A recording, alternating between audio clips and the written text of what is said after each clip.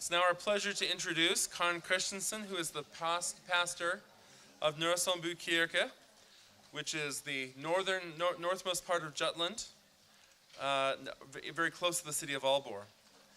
Her talk is entitled, The Painter Frans Schwartz, His Life and Work Between Success and Failure. Karin.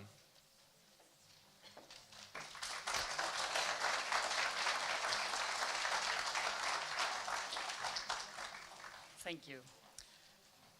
This is my home. This is my home church.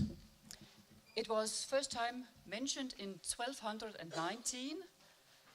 And in this church, Nørresundby Kirke, I have been priest for about 17 years. At home, you very often have many things you just notice in your home without giving them special attention. Things you love, just because they have always been in your home. And sometimes, all of a sudden, you realize that this well-known thing is something very special. Maybe because you lose it, or maybe because a stranger tells you you have something special in your home.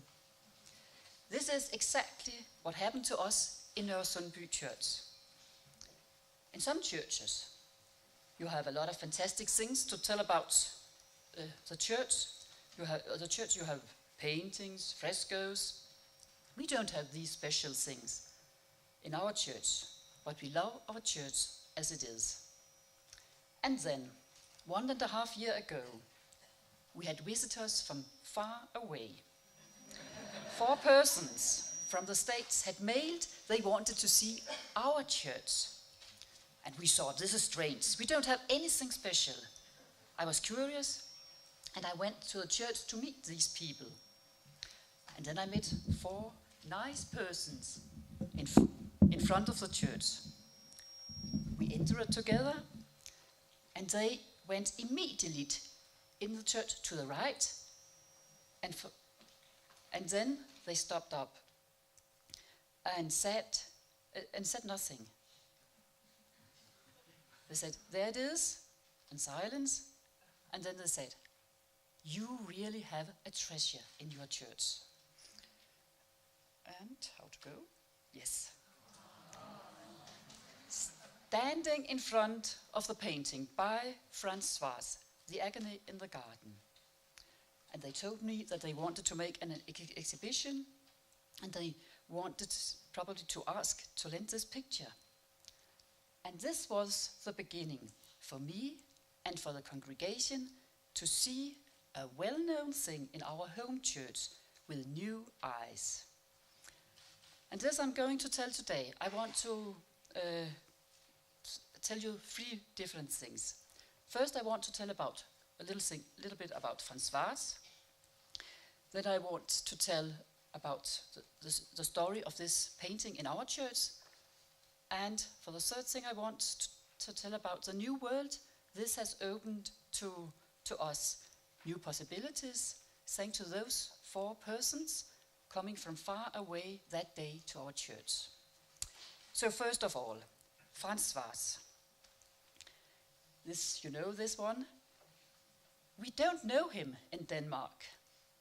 Art historians have heard about him, that he was among the leading people in the art environment in Copenhagen in the late 1800s. But else we don't know very much about him. I tried, after the visit from Utah, to find a little bit more out about him. Frans Schwartz was born in 1850 in a rich, good family. And this self-portrait is from 1880. His father had a turner's workshop. And this workshop was very famous in Copenhagen. And his father, he was also taking responsibility in the society. He was taking care of good conditions for his workers. He was helping to raise money for Frederiksborg Castle after the fire. And he hoped that his son Frans would work in his workshop. But Frans, he didn't want to work there. He wanted to paint. And he went to the Royal Academy of Fine Arts. And this is the painting he made this cartoon he made when he left the Academy of Fine Arts, and he had gold medal for this one. And it is, as you can see, Job and his friends. Job, he is suffering, and his friends, they're trying to help him, but without results. And also, already here you can see that he can something special, Frans Schwartz. And everybody expected very much from him. And in his youth, he was traveling a lot. He was having a lot of fun. He was traveling with another famous painter from Denmark, Krøyer, to Spain, and he also was traveling to the Netherlands to see Rembrandt. But then, in the end of his life, I'll come back to this one in a moment, he died as a bitter man, lonely, 66 years old. And it is a mystery why his talents did not create more. He said himself that it was due to his money. He had too much money, so it was difficult for him to paint. Or someone else said that he was too critical to himself. And to tell about him, a little bit more about Frans Schwartz and his life, I will tell you two stories from his life. And then we have this small girl. When he traveled to Spain, he met a young girl, Asuncion, 10 years old. Her mother was a model for Frans Schwartz. She was alone, the mother was alone with 10 small children. And Frans Schwartz, he loved this girl, Asuncion, because he could take this young girl around in the town and show her the churches, and she was amazed, and he found it so nice. He adopted this girl, paying the mother money, and he brought this young girl from Spain to Denmark. But when he came to Denmark, he was not that interested in Asuncion anymore, so he gave the girl to his family, and they took care of her. And they took good care of her. She grew up, and she married, and she had a daughter who became a writer in Denmark. So he did not like Asuncion very much, but she was a good person and she had a good life. So that's one story about Frans Schwartz. I hope I'm not disappointing you too much, but this is also part of his life. He was getting more and more lonely. He could have many friends. With his many money, he built this house. And in this house, yes, he was painting, and he was living alone together with his housekeeper. And we are told that there was a lot of stairs in the house because he didn't want to see his housekeeper. So she had to hide herself in the house, put the food on the table, go away, and then he could come and eat. And when he had visitors to the house, they had to be there exact in time. If not, he would not let them in. So it was a person with a difficult temperament. And he had also a brooding disposition. And I can continue those examples, but it's not necessary. He knew loneliness. His family says that he was not religious. But I think that's not important. We have his paintings, and this he has made seriously with great empathy. I just want to show you one of the churches he has been painting, one of the other churches he has been painting in Denmark. He made altarpieces for 7 churches, 4 in Copenhagen and 3 in Aalborg. And this is the first one he made in 1897. It's a church, St. Luke Church in Copenhagen. And that's what I want to, how I want to introduce Frans Schwartz. This was his beginning. The second thing I want to tell about, it is the story of our painting in Nørresundby Church made by Frans Schwartz. And the story of this painting is that our church was too small in 1898, and it was made bigger and restored. And then they wanted a new altarpiece. And probably the architect had good friends in Copenhagen. They knew Frans Schwartz, and they wanted something special, and so they had. This is how it looked like from 1898 with a new painting made by Frans Schwartz and the altar in Nørresundby. And Frans Schwartz, he was given the text from the Bible, and he was asked to make this scene from Gethsemane, and he was reading the text from Luke, the Gospel of Luke. He's the only one who's telling about the angel. And it's saying, in the Garden of Gethsemane, Jesus went a little farther than his disciples and knelt down and prayed, Father, if you are willing, take this cup from me. Yet not my will, but yours be done. An angel from heaven appeared to him and strengthened him. So this is the picture we have from Frans Schwartz in our church. But in 1962, our church once again was restored, and this painting was moved from the altar. And the older one from 1772, made by a painter from Aalborg, and is called Ascension of Christ, or the Second Coming, was replaced. And the people in Nørresundby took the painting of Frans Schwartz out of the church. But some of the people in the congregation were missing this Gethsemane, the Agony. And then a wall was made for his picture, and it was placed in the church again. And there it had been on this wall in the church until we had the visit. And then the new story began with this picture. And maybe I need to explain. They are not bad people in Nørresundby, how they could do this. I'm not sure I'm able to explain it to you, but it was old-fashioned. And one answer I think I can try to give. It has something to do with our history. After the 2 world wars, then many people asked, where was God during all this going on? And we also said we couldn't feel him. And then theology and the church answer was, God is for us not a question of feeling. No, God has been in the world, in Jesus.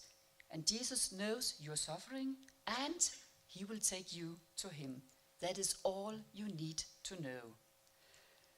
And this meant that paintings with feeling was old-fashioned in Denmark. We could not find consolation in this old way of painting. There are other explanations, but that is one of them. In Nørresundby, they wrote in the books about this painting, after they had taken it down, that this picture is too sweet for us. It is from the old time. And this is what I learned about the picture until you came and said, this is a treasure. And I have learned to see this picture with new eyes. You probably know this also. It's the etching from my Frans Schwartz, and the reason why Dawn was able to find Frans Schwartz in our church, it was this etching from made by Frans Schwartz, and now we go to the painting again. I learned to see that in this picture you also see something very deep when you look at the face of Christ. And I have also, here you can see that he is totally alone, like on the cross. And out of this darkness, faith is growing, belief is growing, and it's the light from the angel. When you can accept to be in this darkness, I believe faith can raise from this darkness. And I can read from many of the cards that you are sending to us that in this darkness you can recognize your own pain, and if you give yourself time, you might be comforted. Here is the consolation. And then I also want to share with you that this story is making great impression on my people in Nørresundby. Here, 150 people, we asked them to help us to read all those cards. And they are reading many of them here, and they are all impressed. We are looking forward to get Jesus and the angel back, but it is a gift to learn more about our own picture. Sometimes you have to lose something to understand the value. The last thing I want to tell, it is about the new world that has opened to us, the new possibilities, thanks to those 4 persons coming from far away that day to our church. Now we have a white wall in the church, telling the story about our angel and about Jesus being over here. But 2 weeks ago, we had a festival, and then we asked a young artist, a painter, to borrow one of his paintings for the church. This young painter, is selling everything immediately, but one picture he made in January had already been in New York with his gallery, and it was sold to a private person in Denmark. We were permitted to borrow this painting, and now it is on the nails, waiting for the Agony to come home.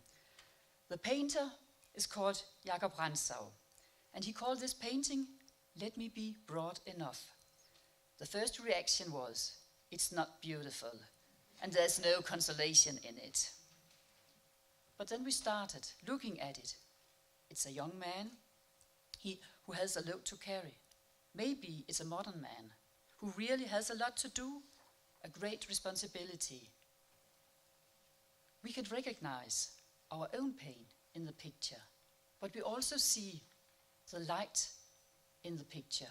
The light is behind the man, so much that you can look through his shirt. To me, there's no doubt. It's the light from Easter morning.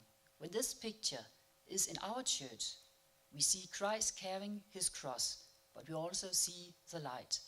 And that is why also in this picture you find consolation.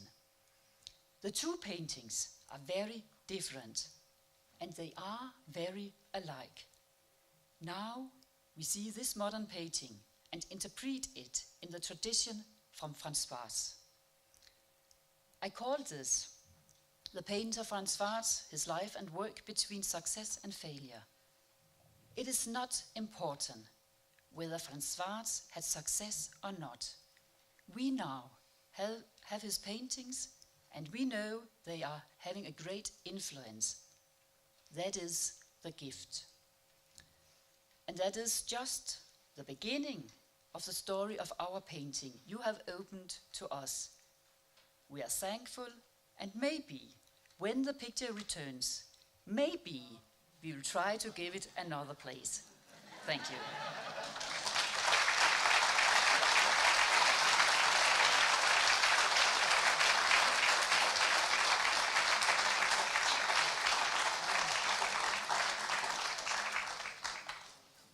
These people may not want it to come back the same way that we feel about the others, but we'll send it. We promise we'll send it back. Is there a question too? We have time for time. Yes, please. How did the conservation work change the painting to your eyes? The conservation work, as far as I can see, it has made it much better and lighter, yes, and deeper. Is there any evidence that these 3 artists knew each other or influenced each other? Oh, yeah. Frans Schwartz, he knew Carl Bloch because it was his teacher. I forgot to say. Frans Schwartz was a student of Carl Bloch and did a portrait of Carl Bloch, so they had a personal relationship. We don't know that the Danish artist knew of Frans Schwartz. We don't believe there's evidence of that. There was a painting Hunter Hoffman. here of Carl Bloch, similar to this Yes. one. Yes, and but I didn't tell about this relationship because it also had given me new eyes on this painting to see Carl Bloch's. Yes. Yes. I would just like to add that Carl Bloch's etchings were actually published in Germany already before Heinrich Hoffmann painted at least his latest religious paintings. So there is a possibility that what we see as a collection is explained by these etchings. It is a possibility. Very nice. Okay, thank you so much.